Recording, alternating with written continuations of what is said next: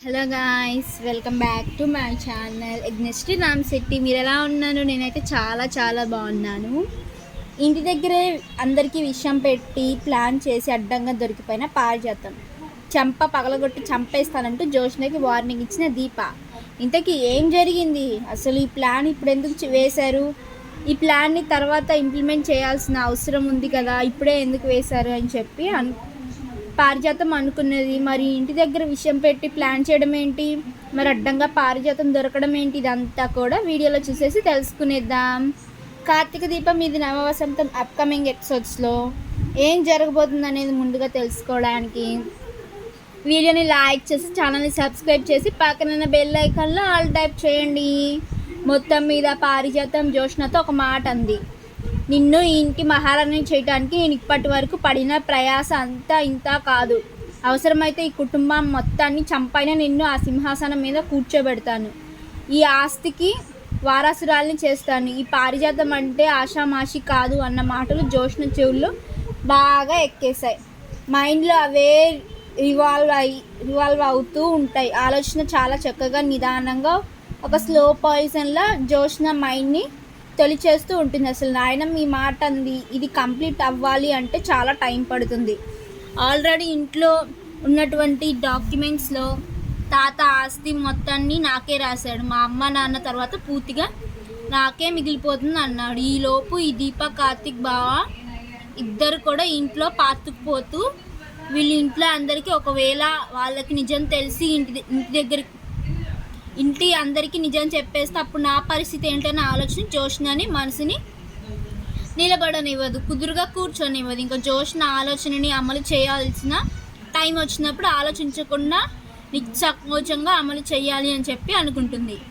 ఇంకా ఈలోపు ఇక్కడ దశరథ మనసులో దాసుని జోష్నని ఎందుకు చంపాలనుకున్నది అనే ప్రశ్న మాత్రం అలాగే మిగిలిపోవడంతో దాని గురించి ఆలోచిస్తూ ఉంటాడు.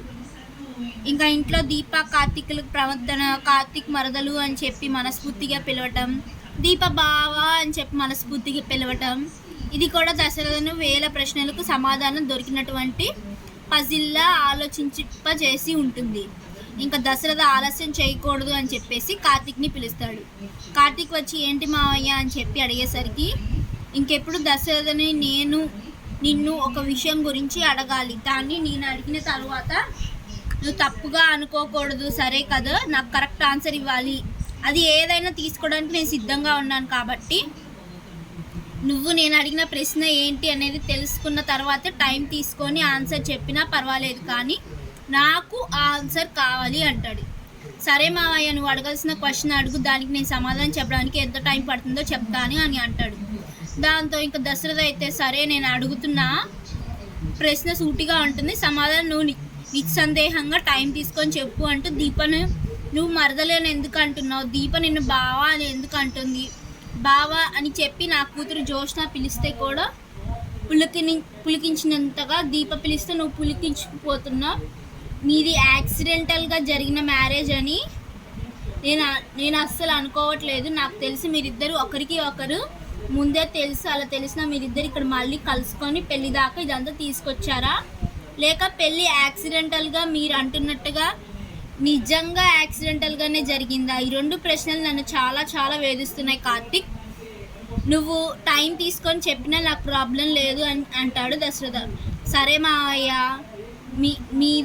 మేము దీపతో కూడా డిస్కస్ చేసి దీని ఆన్సర్ మీకు ఇప్పుడే చెప్పాలి, ఇంకా టైం ఉంది అనేది చెప్తాను అని అంటాడు. ఇంకా కార్తిక్ దశరథతోటి ఇంకా అలా చాలా దూరం దాకా వెళ్తాడు. అలా వెళ్ళినటువంటి కార్తిక్కి దశరథ అడిగిన ప్రశ్నలే గుర్తొస్తూ ఉంటాయి మైండ్లోకి.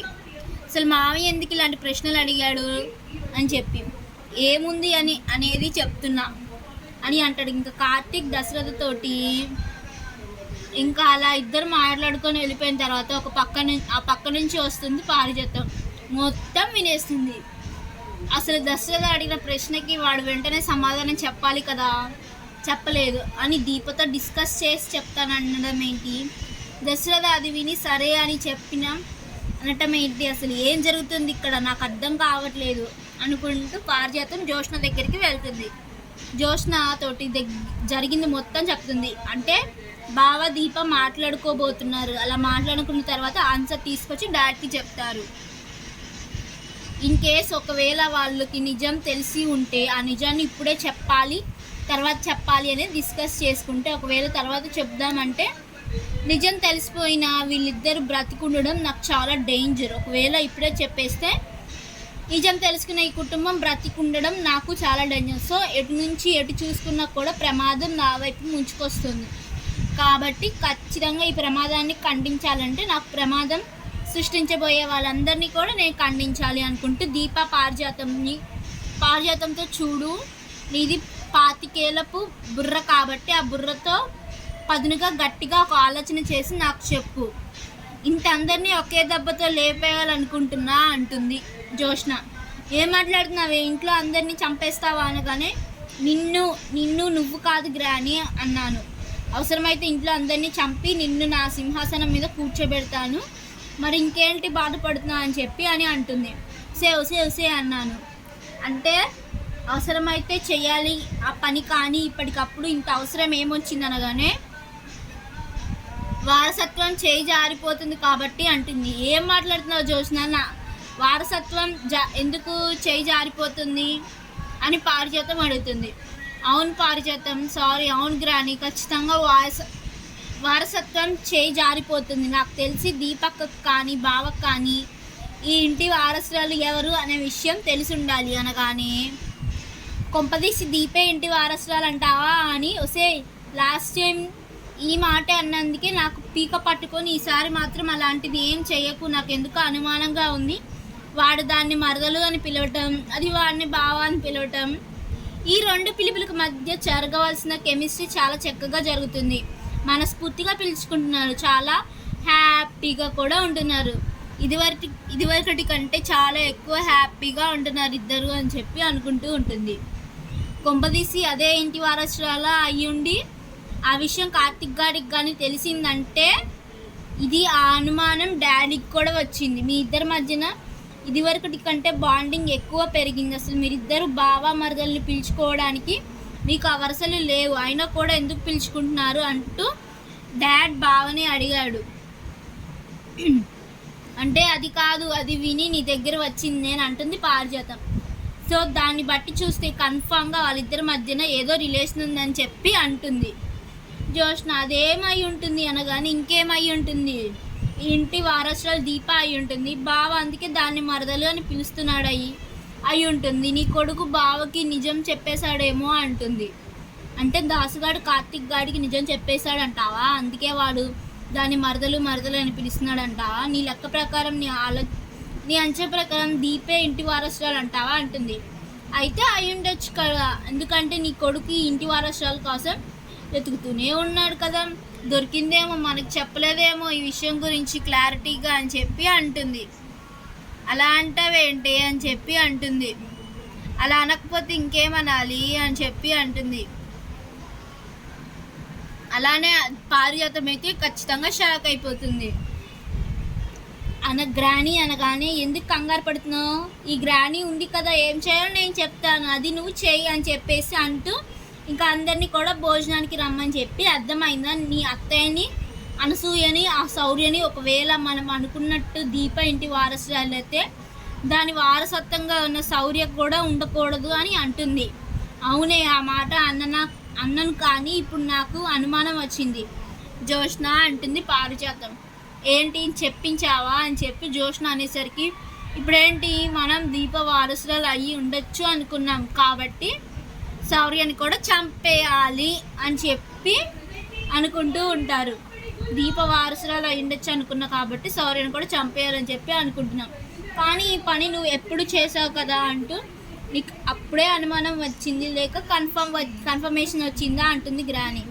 అయిపోయిన వాటి గురించి ఇప్పుడు ఎందుకులే, నువ్వు ముందు ఏం చేయాలో చెప్పు అంటే నేను పాయసంలో కలపాల్సింది తీసుకొస్తాను, ఈరోజు అందరికీ భోజనాలు ఏర్పాటు చేయని, ఆ పాయసం అందరు తినేలా చేయాలి, ఒకవేళ పాయసం మిస్ అయినా కర్రీలో కలిపేస్తాను, అది అందరూ తినేలా చేయాలి, అర్థమైందా అంటుంది. ఇంకా పారిజాతం సూపర్ గ్రాని, యు ఆర్ సూపర్. అవును, మరి ఇప్పుడు సందర్భం ఏంటి, ఎందుకు అందరినీ భోజనానికి రమ్మన్నాను అంటారుగా గ్రాని అని చెప్పి అడుగుతుంది. జోష్న అంటారు, అనుకోకుండా ఎందుకు ఉంటారు, ఖచ్చితంగా అంటారు. కాబట్టి ఏం చెప్తామంటే మన వర్కర్స్కి అందరినీ మానివ్వనివ్వకుండా బాగా వచ్చి మంచి సలహా ఇచ్చి కంపెనీని నిలబెట్టినందుకు మనం ఇంకా ఎంప్లాయీస్ని ఎలా అయితే ట్రీట్ చేస్తామో అలాగే ట్రీట్ చేస్తూ వాళ్ళ ఫ్యామిలీకి భోజనానికి పిలుద్దామని చెప్పి అప్పుడే మీ తాత ఈగో సాటిస్ఫై అవుతుంది, అలాగే పిలుస్తాడు అనగానే ఇంకా సరే అంటుంది జోష్న. అలాగే చెప్తుంది ఇంట్లో అందరికీ. దాంతో సుమిత్ర ఇంకా దశరథ్ కూడా సంతోషపడిపోతూ ఉంటారు. ఏంటిది కొత్తగా ఉందే వీళ్ళిద్దరు ప్రవర్తన అని చెప్పి అనుకుంటూ ఉంటారు. అదేంటి గ్రాని అని చెప్పి అనుకుంటూ ఉండగా అదే తెలివి అని చెప్పి అనుకుంటూ ఉంటుంది. జోష్న అయితే అందరినీ పిలవాలి అని చెప్పి అనుకొని అందులో పారిజాతం వచ్చి జాగ్రత్తగా తను తీసుకొచ్చిన పౌడర్ని కలిపేస్తుంది. అలా కలిపేసినటువంటి దాన్ని శౌర్య అయితే దాన్ని ఊహించిన విధంగా కార్తిక్ చూసిన తర్వాత సైలెంట్గా ఏం చేయాలో నాకు తెలుసులే అని చెప్పి సైలెంట్గా ఊరుకుంటాడా. లోపు ఇంకా కర్రీస్ అని కూడా వండేసి అక్కడ పెడుతుంది దీప. కిచెన్లో నుంచి అవే టేబుల్ మీదకి సర్వ్ అయ్యేలోపు పారిజాతం కర్రీలో కూడా తను తీసుకొచ్చిన పౌడర్ కలిపేస్తుంది. అది జోష్న దీప చూస్తుంది. మీ బుద్ధులు మారవా, ఇది చేయడం కోసమేనా ఇంత అందరికీ భోజనం ఏర్పాటు చేసింది, వెరీ గుడ్, ఏం చేయాలో నేను చూసుకుంటానని చెప్పేసి ఇంకా మొత్తం అన్నీ తీసుకెళ్ళి డైనింగ్ టేబుల్ మీద పెట్టేస్తారు. అందరూ భోజనానికి వచ్చేస్తారు. కాంచన, అనసూయ అందరు కూడా ఇంకా పని వాళ్ళందరూ అక్కడ కింద పట్టించి దీప అని చెప్పి అంటే అలాగేనండి అంటే దీప అక్కడ చాప వేస్తుంది. కార్తిక్ పక్కన, శౌర్య పక్కన అనసూయ ఇంకా కాంచన మిగిలిన ఉంటుంది. కాంచన అక్కడ తింటే ఇంటి పని వాళ్ళతో సమానం అయిపోతుంది. అది శివనారాయణ తట్టుకోలేకపోతూ ఉంటాడు. ఆవిడ్ని మాత్రం వచ్చి ఇక్కడ తినమనండి, ఇబ్బంది పడుతుంది అనగానే పర్వాలేదు నాన్న, నా కొడుకుని అడిగితే నన్ను ఎత్తి కింద కూర్చోబెడతాడు, నేను కూడా పని వాళ్ళతో సమానంగా కింద తింటాను. ఒకవేళ నా వీల్ చైర్లో కూర్చొని తింటే మీకు పైన కూర్చొని తిన్నదాన్ని అవుతానేమో కదా అని చెప్పి అంటుంది. ఇక కాంచన నా మాటలకి దశరథ మనసు చివుక్కుమంటుంది. సుమిత్ర కూడా చాలా బాధపడుతుంది. వదిన అలా మాట్లాడకు అంటూ గబగబా వెళ్ళి కాంచనాని కౌగిలించుకొని క్షమించి వదిన అలా మాట్లాడకు, మరిద్దరు మంచి స్నేహితురాళ్ళం అనగానే ఆ విషయం నువ్వు మర్చిపోయావు కదా, నేను ఫోన్ చేసినా తీయలేనంతగా నా మీద కోపం నీకు వచ్చేసింది. ఇంకా మన స్నేహం ఎక్కడుంది, మన స్నేహాన్ని నీ కోపం డామినేట్ చేసింది అంటూ ఉంటే శివనారాయణ కళ్ళలో నుంచి జలవారుతూ ఉంటాయి. దసరా వెళ్ళి శివనారాయణ పట్టుకొని నాన్న ఇదంతా జరగడం అవసరమా, అందరం మన కుటుంబమే, పంతాలకి పోయి పసివాళ్ళన మనసుని బాధపెడుతున్నాం, దాంతోపాటు ఇంటి ఆడపడుచు కన్నిటిని చూస్తున్నాం, ఇదంతా మనకు కావాలా నాన్న అంటూ ఉంటాడు. అబ్బా మీ సెంటిమెంట్లు మండిపోను, తొందరగా తిని చావచ్చు కదా అని ఆ వెనక అందరూ చస్తారు అని చెప్పి పారిజాతం కంగారు పడుతూ సరేనండి ఇప్పుడు ఏమైంది కాంచన, నువ్వు ఇటురా, నువ్వు కూడా వాళ్ళతో పాటు పంతానికి పోతే ఎలా చెప్పు, వచ్చి ఇక్కడ కూర్చో, భోజనం వడ్డిస్తాం, భోజనం చేయి అంటుంది. పారిజాతం అలా మాట్లాడడం దీప చూసి ఒక చిన్న నవ్వుకుంటుంది. అటు కార్తిక్ కూడా చూసి నవ్వుకుంటాడు. ఇంకా లోపు మొత్తం అన్నిని తీసుకొచ్చి అందరికి వడ్డించేస్తూ అంటారు. కాంచన నేను ఇక్కడ కూర్చుంటాను, నా వీల్ చైర్లో కూర్చుంటానని వాళ్ళతో పాటు ఉంటుంది. ఇంకా మొత్తం అంతా భోజనం చేస్తారు. పాయసం బాగుందని 1-2 సార్లు వేయించుకొని తింటారు. ఇంకా ఏ కూరలో అయితే పారిజాతం తను తెచ్చిన పౌడర్ కలిపిందో ఆ కూరనైతే ఇంత కూడా మిగిల్చకుండా అందరు తినేస్తారు. చాలా సంతోషంగా ఉంది గ్రాని. మొత్తం అంతా తెల్లారేసరికి ఎవరు మంచం మీద నుంచి లేవలేక చచ్చిపడి ఉంటారు అని చెప్పి అంటుంది. అలా ఉదయాన్నే లేచి పారిజాతం జోష్న ఇద్దరు గదిలో నుంచి బయటికి వచ్చి చూసేసరికి డైనింగ్ టేబుల్ దగ్గర అందరు కూర్చొని భోజనం టిఫిన్ చేస్తూ ఉంటారు. షాక్ అయిపోతుంది జోష్న. ఇంకా నిన్న రాత్రి ఉన్న సీన్ ఈ పూట కూడా రిపీట్ అవుతుంది. అనసూయ, కాంచన, ఇంకా శౌర్య, దీప, కార్తిక్ అందరు కూడా కూర్చొని టిఫిన్ చేస్తూ ఉంటారు.